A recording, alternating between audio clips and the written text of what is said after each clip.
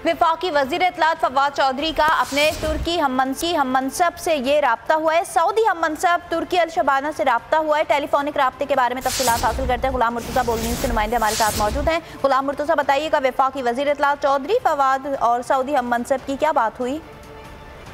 जी, वज़ीर इत्तलात व नशरियात चौधरी फवाद हुसैन और सऊदी हम मनसब तुर्की शबाना से टेलीफोनिक पर बातचीत हुई है और टेलीफोन पर राब्ते में सऊदी अरब और पाकिस्तान के दरमियान दोस्ताना करीबी ताल्लुकात के हवाले से गुफ्तगू की गई है।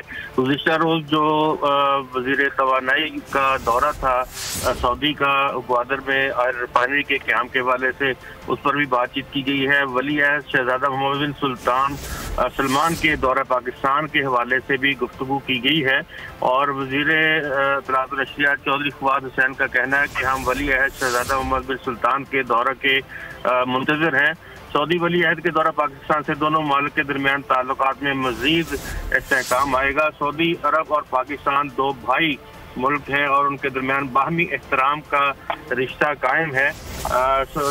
वज़ीर इत्तलात व नशरियात चौधरी फवाद हुसैन का ये भी कहना था कि आने वाले वक्त में सऊदी अरब और पाकिस्तान में मीडिया समेत मुख्तलिफ जो शोबे हैं उसमें ताउन बढ़ाया जाएगा और नई राहें ताउन की खुलेंगी।